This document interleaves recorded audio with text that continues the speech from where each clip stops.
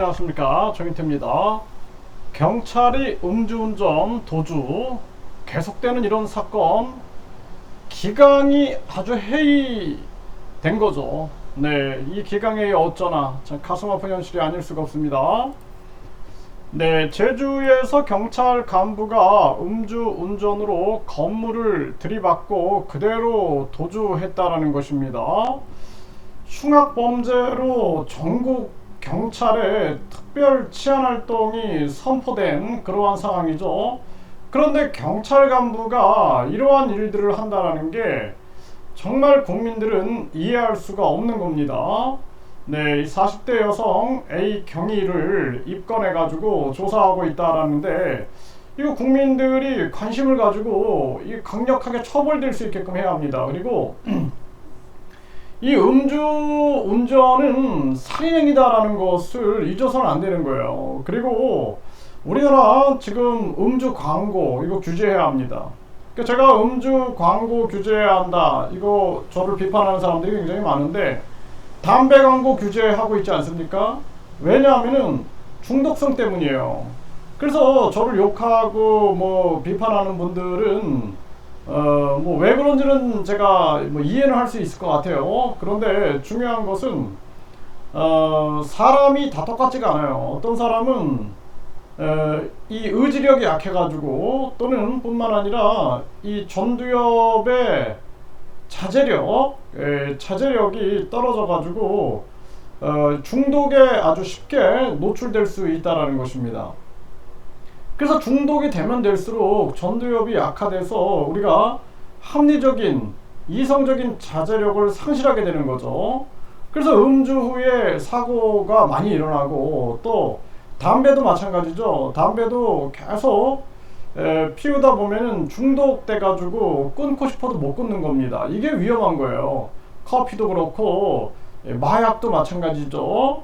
도박도 마찬가지고, 게임도 마찬가지고, 인터넷, 뭐 쇼핑, 명품 중독, 이런 것들도 마찬가지입니다. 이게 다 도파민 중독인데, 이 쾌락 호르몬에 의해서 지배를 받게 되는 거죠.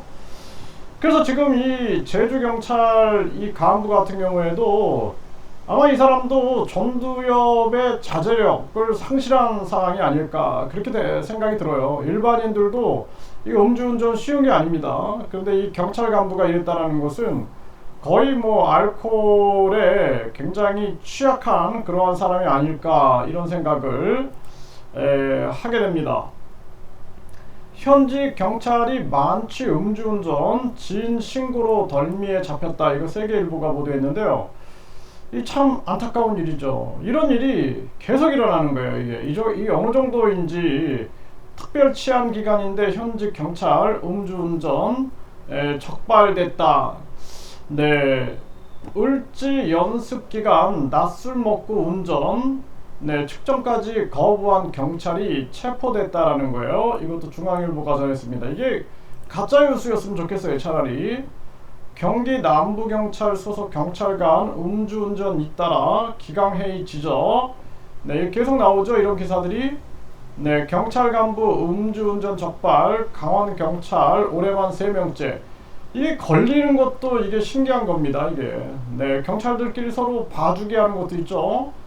미리 또 단속 정보 알려주기도 하고, 그렇기 때문에 이 걸리는 것도 신기한 거다, 이렇게 생각을 안 할 수가 없고, 경찰 음주운전 검찰 수사관 봐주기 수사.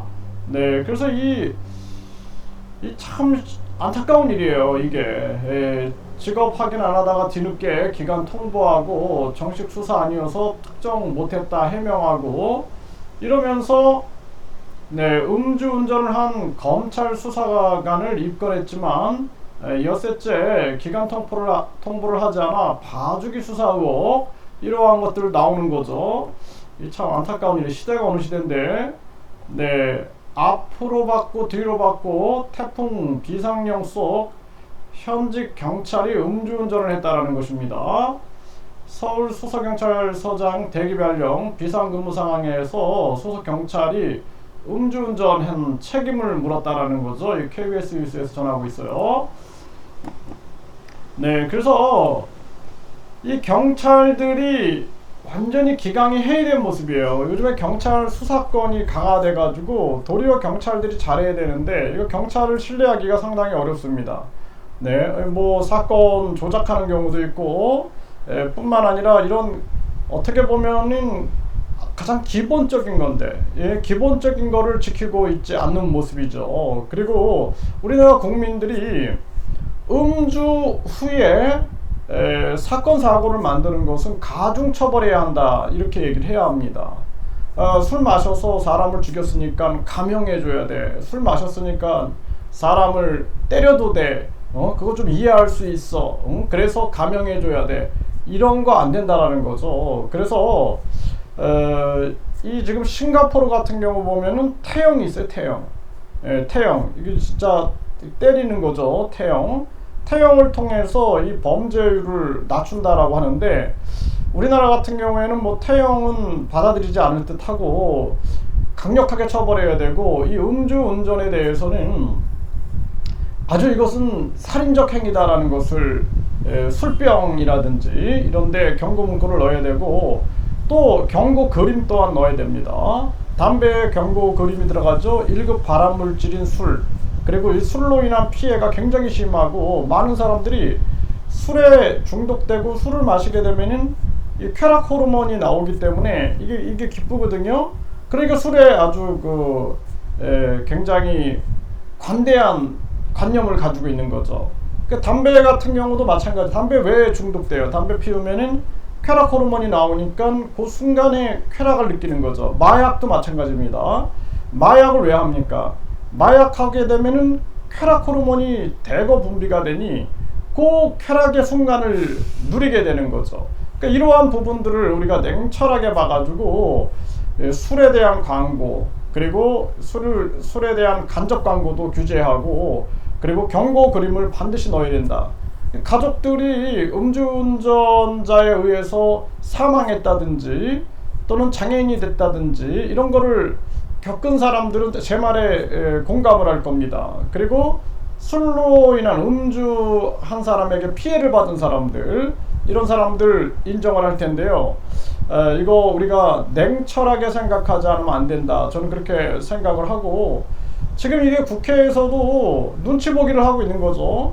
네, 우리가 담배 경고 그림 넣는 것도 쉽지 않았는데 네, 이 술 같은 경우는 반드시 경고 그림 넣고 이게 사회적인 비용이 너무나 많이 나가요. 술 팔아가지고 돈 버는 것보다 사회적 비용이 굉장히 많이 나가고 누군가는 가정이 파괴되고 그 사람의 인생이 파괴된다라는 거 이거 잊어서는 안 됩니다. 이거 음주에 대해서 우리가 강력하게 이 경고의 메시지를 전달하지 않으면 안 된다 이렇게 말씀드립니다.